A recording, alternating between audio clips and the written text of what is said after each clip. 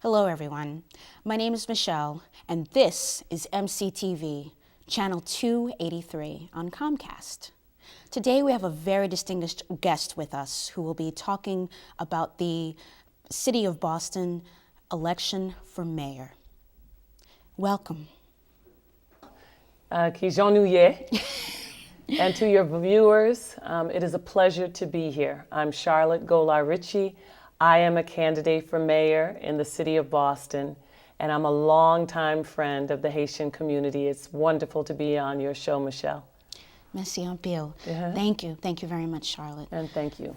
Charlotte, as you mentioned in your introduction, you have been a friend of the Haitian community, and I think that is something that may not have many of our viewers may not even realize your connection and awareness of the Haitian people, Haitian Americans, and some of the work that you have done on those issues and with that constituency. Can you please talk a little bit about some of the contacts or context that you've had with Haiti and the Haitian people and Sure. Haitian Americans? Yeah, and my first impression of Haiti dates back to the time being a little girl and my mom talking about the wonderful trip she took to Haiti in the 1950s. She had recently got her certificate to teach in public school in New York City, and she and some of her friends decided they were going to go take a little vacation. And they went to a couple of islands, and Haiti was one of them. Her parents were from Barbados, so we have always in our family had a strong Caribbean connection. My father's family was from the South, but my mother's family was from the Caribbean. Wow. And so we had many family friends who came to this country from Haiti, and it was just part of our family circle. Later on, of course, I had the very good fortune, although it was certainly during tragic circumstances, but still I felt blessed to be able to be among a group of wonderful civic leaders who were able to travel to Haiti following the earthquake, about 3 months following that terrible earthquake in 2010. Of course, at that time I had no idea that 3 years later I would be a candidate for mayor. Right. Yeah, but I did get to go to Haiti, take tents and supplies with our group. Among the members was Sabine St. Lot, who was a good friend of mine, was working for State Street Bank at that time. Darnell Williams, the CEO of the Urban League of Eastern Massachusetts, well-regarded physician, Dr. Gerald Reed, and others. It was a wonderful group, and we went. It was very difficult circumstances to be able to travel to Haiti, even just to get into the country, to be able to get tents and supplies in the country, to be able to get transportation to go outside of Port-au-Prince to deliver these supplies. We got to Léogand, we got to Petit Goâve, we were able to travel a little bit. I know we wanted to try to get as far as Jacmel, we couldn't do it. It was difficult. And but I'll just say, as horrible as that situation was, what I left that island understanding better than I ever understood before was the resilience of the people there. Amazing resilience that despite this terrible situation, they were able to still move on with their lives and to bring businesses back, to begin the rebuilding of housing, to take care of their children and their seniors, so many things. And so I'm left with an enormously positive impression of Haiti. And I can tell you, Michelle, we'll talk during the course of this conversation about my involvement in the Haitian community here in this country, but those are my sort of my personal connections with Haiti. Okay. And because, as you know, Boston being very diverse, I wanted to continue along the lines of the discussion about, maybe transferring it to immigration. So your connections with Haiti and, of course, the rest of the population in Boston, the immigrant and refugee population, for instance. What would you do to ensure that Boston remains a sort of a national leader in its treatment of and its regard for immigrants and the refugee population, sort of Haitians and the Chinese, Vietnamese, et cetera, that make up our city? So leadership absolutely counts in terms of, our government. It counts in every aspect of our lives, right? It counts in human affairs, and having a leader who is sensitive, compassionate, and strong in the issues of immigration will be very important to our city in particular. Why? Because we know that somewhere between 1 out of 3, 1 out of 4 Bostonians is foreign born. So this is a country of immigrants, it is a city of immigrants, and as mayor, I would absolutely expect to be a champion of the people who live here, which means our immigrant population. During my time working at the city of Boston in particular, I was very supportive and active with the Office of New Bostonians. Ah, okay. And okay. even after I left city government to go work for the state, with Governor Deval Patrick, I still stayed connected with the Office of New Bostonians because the mission resonated with me, and the work of that office. I will absolutely expect to strengthen that office when I become mayor. Okay. Now we know that the issues around immigration itself tend to fall in the jurisdiction of the federal government. Right. And the state governments also have a role to play in their interaction with the at the federal level. But of course, mayors have the opportunity to speak out on issues of justice and injustice, to work across jurisdictional lines, and I would expect to do all of that. I will be at the front lines in a way that governors are not and members of Congress are not, right? Because I will be charged with the delivery of services and programs. I will have the immediate connection with residents in my city as the mayor. So it will be very important for me to have a real strong, open line of communication with our federal agencies, with our state government, so that we can understand, make sure that those who are in this country who may be here and are undocumented are not exploited. Right. That those who are here legally, but still are not citizens, have a path to citizenship. So we need to know that somebody's going to be organized in their thinking around that and their ability to marshal resources to deliver on that.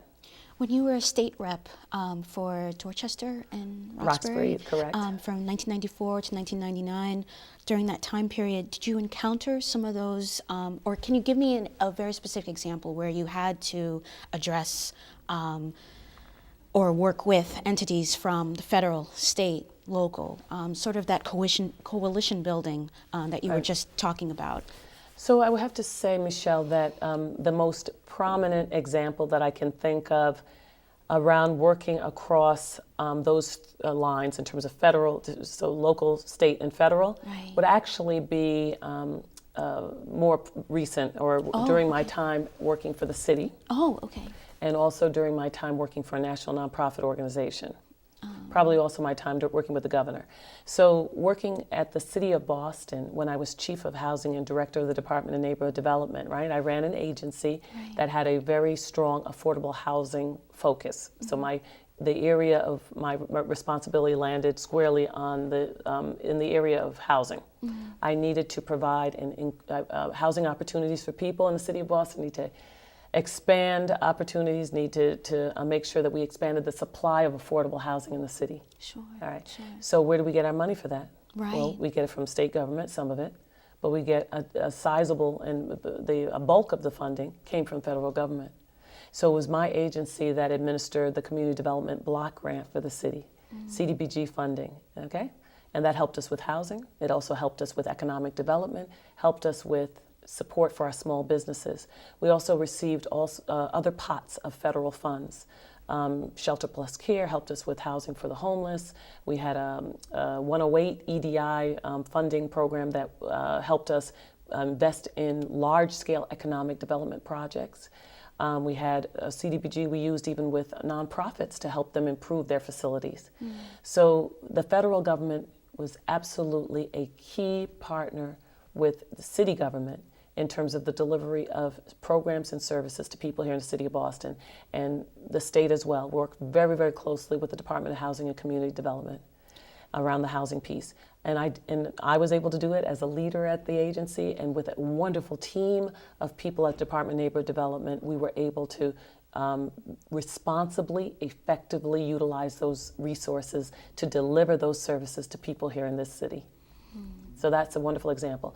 Working with Governor Patrick, I was able to work with my responsibility was to work as a liaison from his office to the Massachusetts State Legislature. That's the House and the Senate. Of course, I served in the House of Representatives, so I had a little bit of a leg up in terms of knowing many of the reps who were there, and senators as well. So that was helpful, but also working at the executive office, being able to understand the different departments and everything. I mean, people might take that for granted, saying, well, you're going to get in there and you're going to learn that stuff. But you know that in able to really move government along quickly, you want to have had some relationship with people. You want to know who to call, who's going to respond to what. That helps, right? Absolutely. So in addition to my role working with the legislature, I also had the job of overseeing our federal office. So that was our office in Washington, D.C. Right. So that took me down to D.C. And I was able to, we had a terrific team down there, and we were able to make sure that, for example, what kinds of grants are available to our nonprofits? What kind of support can we get from Washington to augment the work that the governor was trying to do? Those kinds of things. So that's working across lines. Absolutely. But Michelle, I will say most recently, I worked with a national nonprofit organization called Youth Build USA. I'm sure many of your viewers may not be familiar with Youth Build, the Youth Build program, some of them may.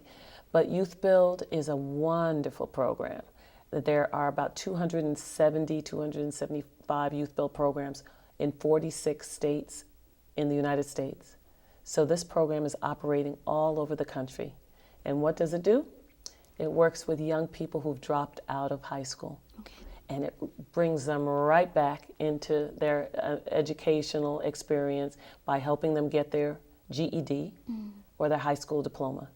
But they don't just, you're just not just bringing them back in to be in the classroom, and to kind of do the things that was, kind of give them the experience that they had before, right? We're not trying to do a repeat of what they had before that perhaps wasn't good for them and drove them out of the classroom, right? Right. It's a whole different kind of an experience where they get to learn, develop skills working in the building trades. So you're continuing that coalition building, even on a national scale Without now. a doubt. So I had to spend a lot of time in Washington, D.C. Part of my job was, so the Youth Build is a law it's a federal law, the Youth Build Act. Oh, I didn't know that. Well, I'm sure a lot of people haven't known that. So there's the Youth Build Act. Youth Build Act allows for communities to apply for funds from the Department of Labor. Then they get to use those funds to start a Youth Build program or to support their Youth Build program that's already in existence. They get to bring in young people. Let's say you could have 30 young people who've dropped out. You bring them into the program. They learn how to drive a nail, put up some sheetrock, repair a porch, or whatever, weatherization. And now they've expanded it to allow for entry into the healthcare fields, also into IT. But it's a transformative program for young people. But it is funded by Congress. So the president puts out a budget. He includes funding for Youth Build, then Congress has to concur, decide to add to the funding or pull away the funding. So I spent a lot of time in Washington, D.C., Michelle, talking to members of Congress and their staff to encourage them to fund Youth Build. And I was able to do that with great success. And that's just a small example, but it's an example of the kind of mayor I will be. I will be able to work with our Massachusetts congressional delegation. I will not be afraid at all to go down to Washington. I know where the buildings are. I know I know my way around Capitol Hill, and I can work with other mayors, the U.S. Conference of Mayors, other mayors, to make sure that we are all advocating together around things like, just issues around public safety, for example. Wanting to have a universal federal background check. Wanting to, working with law enforcement, opposing assault weapons, understanding that assault weapons are not about hunting wild game, and so we want to do things like that. Making sure that we have a more cohesive connection with the federal government in terms of understanding who is purchasing guns and how they are flowing into our city and our state along that iron pipeline. That's just one example. We could go on around transportation and education. Sure. No, thank you. Thank you for that. So going back, so you definitely gave me fabulous examples of your coalition building and, on those different levels of government. Before we go back into to the youth, because you brought up the youth, and I have some questions around that and education, relationships. So there's currently, just to take our eyes off the current mayoral race right now, there is the city councilors that have given up their seats, and now there are people who will be running in the city councilor race. And just, do you have some thoughts right now about some of your relationships with city councilors while you were in the Menino administration, or do you have any thoughts about the current race that's going and how that might impact some of the work that you're trying to do in the... Well, I think it's very exciting when people want to run and help to serve government, serve their community by running for office. I think it's very exciting. Sure. So we know that there are 19 candidates running for city council at large seats. I don't know how many candidates are running for the district seats, but how exciting that is. Yeah. They're going to gin up activity in their neighborhoods, and they're going to get their voters out, and I'm hoping that a good number of those will be Charlotte Golar Richie supporters. Right.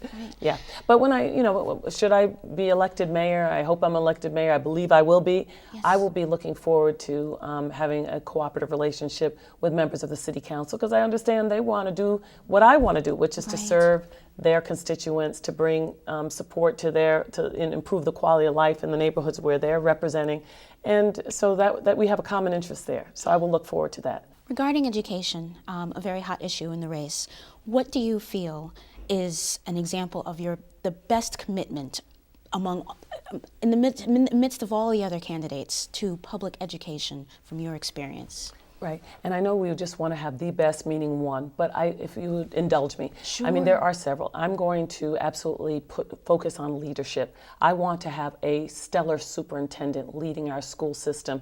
I will push hard for principals who, again, are leaders at the school level, who will create an environment or help to create an environment, working closely with teachers in a respectful manner, working with parents, working with partners to create that kind of environment that's going to be a nurturing, loving environment where our children can excel. Our superintendent has to have experience improving quality in an urban school district, right? So that we know when they come in, they're ready to hit the ground running. We're done with experimentation. Okay, now at this point, we need to have results. I also see myself encouraging the participation in government of young people, and will establish an Office of Youth Affairs. Yeah. And I see that Office of Youth Affairs being a support to the school department, and where young people who have been through the school system will kind of have an opportunity to give back and to help us understand what worked for them, what didn't work for them, so that we can make some adjustments there. Okay. I'd like to see, while Court Street has its purpose, no doubt, in terms of being supposed to provide support and resources for the schools across the system, we want to be able to allow schools to chart their course, at the level of the school, right? Instead of sort of dictating to them everything that they need to do. We want to allow for principals and teachers to be somewhat entrepreneurial, right? Okay. And parental engagement is critical. I was an active parent. It does make a difference. We want to involve parents. We know that a lot of our parents may not speak English as a first language. That should not be a reason why they stay away. If anything, it should be more of a reason to get them involved, right? And while we're helping their students, they can be learning English and being engaged in the school, right? There's nothing that shouldn't be a reason to keep them away. So those kinds of things. I mean, I'm going to, because of my background in youth bill, I'm going to have a particular interest in vocational education, and want it to be a strong vocational technology school at Madison Park. But I don't want it to be just sort of Madison Park is the only way you can get an experience with voc ed. So I would like to have a school superintendent who will help us think of how we sprinkle that experience across the system, so that young people will have a taste of what it's like.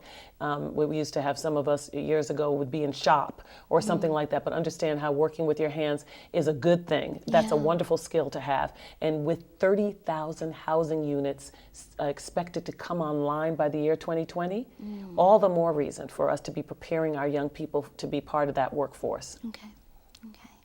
And so we're nearing the end of our time together, and I wanted to ask one final question. Sure. Is what is a question that no one has asked you that you are dying for someone to ask you as you are going through this journey to the mayoral race, to become mayor? Let's see. It's funny because I've been asked a lot of questions about what is it like being the only woman. What is it like? It's funny, those questions. Maybe I haven't been asked what it's like, what skills I bring to this job as having been a U.S. Peace Corps volunteer. What skills exactly? I haven't been asked about that. I may have volunteered it on a couple of occasions, but I don't know that those asking the questions, the interviewers, understand how that experience, having lived abroad and served this country abroad, where I was like an ambassador to the United States, living in a remote village in Kenya for 2 years, without all of the amenities we're so used to, like, electricity and running water, but yet and still I was able to, offer my skills to a group of young people who are seeking an education and really bond with a community thousands and thousands of miles away from home. And I learned a lot of things from that experience, and that will help me be an even stronger, better mayor than I think I'd be otherwise. Ladies and gentlemen, Charlotte Golar Richie, remember the name. And remember, the upcoming primary election is on September 24th for the mayoral race here in the city of Boston. We thank Ms. Golar Richie for joining us today, and we thank you for watching. I'm Michelle, and this is MCTV, channel 283 on Comcast. Senior Whole Health has a member who was having a very serious eye surgery. Recovery meant sitting 20 hours a day, face down, picture a massage chair. The member could not afford the $200 rental fee out of pocket. We have acquired such a great network of people that we work with. One of our vendors stepped in, found the piece of equipment, had it delivered overnight to the member so that she was able to start her post-operative care. Senior Whole Health just does what it takes. Good evening, bonsoir, bonne nuit. I'm your host for today's segment of Multicultural Television. My name is Dr. Amina Fernandez-Pilgrim. I'm on the Faculty of Africana Studies at UMass Boston. But today I wear a different hat. I'm interviewing Michelle Wu, one of the candidates for City Councilor at Large in Boston. Welcome. Thank you very much for having me. Thank you for being here. I'm very excited about your path and everything that you represent. For people that know you, you're a child of an immigrant family, Chinese immigrant family. But for people that don't know you, can you tell us a little bit about your background and your upbringing and what brought you to Boston? Sure. Well, as you said, so much of what I do and how I think about the world comes from my family. I'm the oldest of 4 kids, and my parents were immigrants from Taiwan to Chicago. They landed in Chicago when they were 27 years old, just so that their family one day, their future family, would have that chance at opportunity and democracy and public education. And I learned from my parents how to work hard. I got the chance, thanks to their sacrifices, to come out to Boston for college at Harvard. Later went to Harvard Law School and had the opportunity to study economics and work in business. Everything changed when my mom got sick, and she came down pretty suddenly with some mental health issues. So I had to go back to Chicago at that point from Boston, start taking care of my 2 sisters and my mom, opened a family restaurant, and had the opportunity to come back to Boston for law school. And that's when I brought my family with me. And so I was in law school, and since then I've worked for Mayor Menino in City Hall and got to work for Elizabeth Warren, my law school professor, on her campaign for the United States Senate. Congratulations on everything that you've been able to accomplish. I'm sure that for people watching and for all of your supporters, you're a huge inspiration. What you mentioned about your hard work ethic and your connection to your family is something that I can relate to as a daughter of immigrants as well. And I'm sure that many of our viewers can relate to. And I'm sure that gives you a special passion for city government. You mentioned one thing already, small business, business and your experience in the business field. Can you talk about your platform and how you see small businesses as being important to the city? Sure. The main theme of my campaign has been around building pipelines to opportunity. So really creating direct ways for every family in the city to economic security and success. And that means starting young in the Boston Public School system. I'm still the legal guardian for my littlest sister, so want to make sure that there are quality schools in every single neighborhood, but then also supporting our business sector, both the downtown businesses, which are bringing a lot of jobs to Boston in sectors like technology and hospitality, hospitals, financial services, but more importantly, strengthening our neighborhood small businesses. Because as a former restaurant owner, I've seen that it makes a huge difference to a street when there's a restaurant there or business there that's open late at night and people are there coming in and out, getting to know their neighbors. It makes a big, big difference. But I've also seen some of the challenges that come with opening a business, especially when city permitting may not be clear and may be very, very complicated and confusing for people who either don't speak English or are not starting with a lot of resources. So I want to create a system of permitting and licensing that's simple, that's clear and accessible, so that anyone who has a great idea in their neighborhood is able to open that business and bring jobs to their community. That's great. And I know that you worked on the restaurant roadmap, is Yes. that what it's called, with under Mayor Menino. So I think that you've obviously shown that you're not just about the talk, but actually doing that. You mentioned education, and you've been a little bit outspoken about public schools and charter schools. You just mentioned your younger sister. For me, as a parent, that's something that catches my ear, and obviously I'm an educator as well. Talk about the recent initiative that you launched, 50 Ideas for Families. Yeah, absolutely. So as you know, I know from having a similar experience as a legal guardian in the system, education is something that is very personal, and we live it every day, you know, as our kids or my sister comes home from school. So it's something that affects so many families, and again, I think is the foundation of giving our kids the success and the skills that they need to get jobs later on. So the point of my 50 Ideas for Boston Families is really to identify 50 specific things that the city could do today or tomorrow so that life could be better for families. Because I think we often talk about, you know, big scale solutions, and those are very, very important to think about. How do we get to that place where every single school is quality and everything is ideal? What are the things that we need to change to get there? But I also like to think about what are the little things that we can do right now so that we could help right away. So my 50 ideas are, I think, 10 or 11 different categories, everything from schools and small business to voting and arts and parks, all the ways in which city government can have a real impact on a family's daily life. That's great and very creative and easy to remember. I hope people take the time to read all the way through. Yeah. There's a lot of stuff in there. You have great ideas. Another thing that you have mentioned in various media outlets is being a voice for people. And I know that you were instrumental in the Warren campaign and reaching out to people of color and helping to, if not, you know, give them a voice, mobilizing them to get out the vote and voice, you know, their needs. Talk a little bit more about that, about empowering people and getting people out to be civically engaged. Yeah, it was a great experience to work for my former professor, Elizabeth Warren, and my job on the campaign was to mobilize communities that have traditionally been left behind. So communities of color, non-English speaking communities, the disability community, and helping out with outreach to the LGBT community, veterans, women. And all of these groups are unique because they're not necessarily defined by geography, right? You can't just find all communities of color within a certain block or everybody who speaks a language in a certain area. So it was much more about social networks and finding people where they were already gathered, when they were not necessarily already gathered talking about politics, though.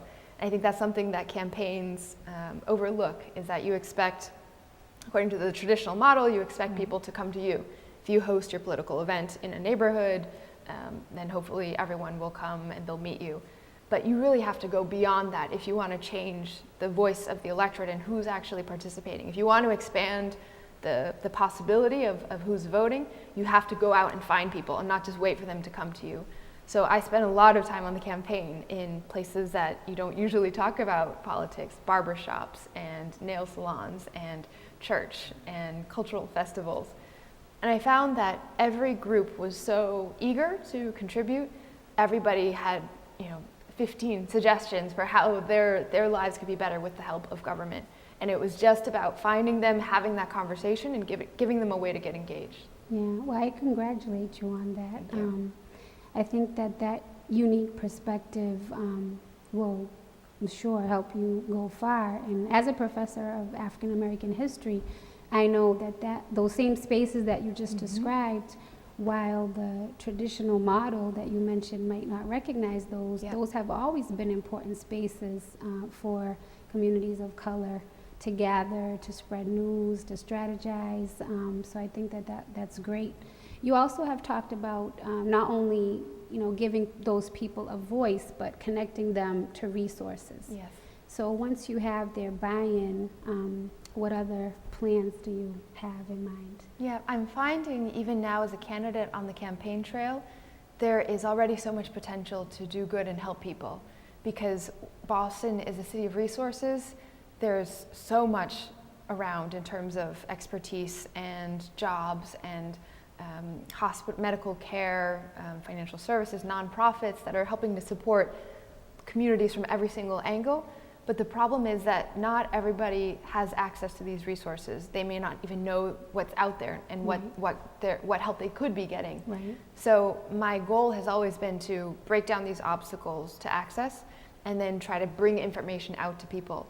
So I'm finding that as I'm out at playgrounds talking to moms, or just yesterday at a store talking to someone at a senior event, people are having questions. They learn that I'm an attorney, they learn that I've been all around the city, and they say, well, I've actually been having this one issue around getting services for my daughter to go to school or something like that. And already it's possible just by looking online or connecting them with a government office to get them help. Mm-hmm. So I think it's very much about finding people, again, where they're naturally going. One key for me is the community health centers, because everybody at some point has to take their child to the doctor, or they have to go to their doctor. And when your kid has a fever, that's where you're headed. But when they're at the doctor's office, why don't we make sure they're not just getting their temperature measured and their height and weight and all of that, but they're being asked about whether they have plans for a summer camp, or if there's a special education issue that needs help, or mental health, domestic violence. We have all the resources to help people from all of these angles, but it's just about catching them when they're out and about and getting them the information. Again, that's great. I think that you obviously gained a lot of invaluable wisdom working with both your former professor, Warren, and also for the Menino administration. I'm wondering if you can talk about your perspective on government. We've talked about a lot of things that make your campaign unique. We know that you're a lawyer, but maybe your family values or your own personal, approach. What's going to set you apart, and what have you learned, and what's different about you? Yeah, and I think it comes very much from those two role models that you mentioned, Mayor Menino and Elizabeth Warren, because both of them have shown me that at the end of the day, politics is about people. It's about helping people and making a difference.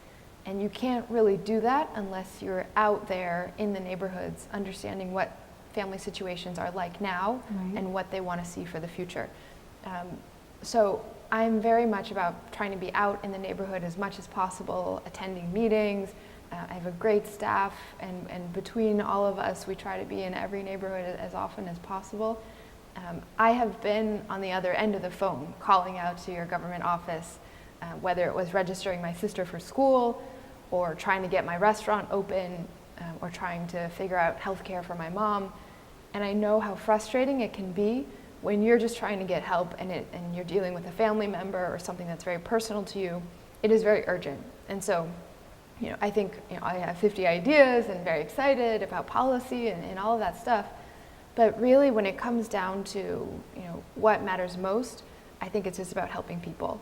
And if I could be that voice in City Hall where anyone from around the city would feel comfortable picking up the phone and saying, I need help with this, or I have a question about this, how can I find more information or get resources for this problem, I would be so happy to help be that connection point.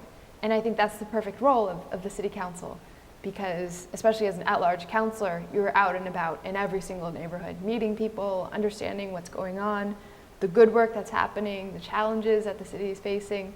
And if you can collect all that information and get it out to people, I think that's how we really connect resources to areas of need in Boston. That's true.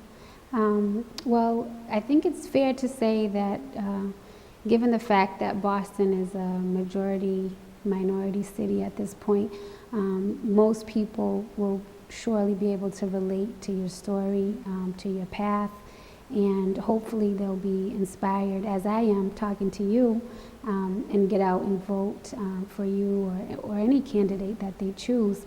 In the last segment, would you like to say something specific to our viewers to convey your message and bring it home in the last few days before the primary? Sure.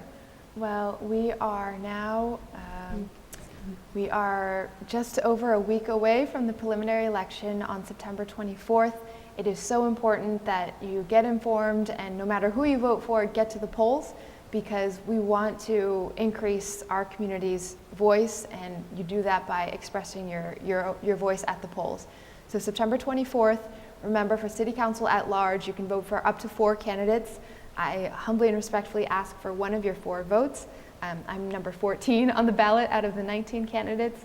Please check out my website at michelleforboston.com, and would love to have a conversation anytime. I care deeply about the city of Boston and families. I've been through a lot with my family and know how important and effective city government can be when you have the right people with the right ideas. Thank you, Michelle, for Thank you very much. sharing your ideas. And again, we hope that you'll listen and look out for Michelle Wu. Hopefully you'll get involved and get out and vote on September 24th. Thank you for watching. Senior Whole Health has a member who was having a very serious eye surgery. Recovery meant sitting 20 hours a day, face down, picture a massage chair. The member could not afford the $200 rental fee out of pocket. We have acquired such a great network of people that we work with. One of our vendors stepped in, found the piece of equipment, had it delivered overnight to the member so that she was able to start her post-operative care. Senior Whole Health just does what it takes.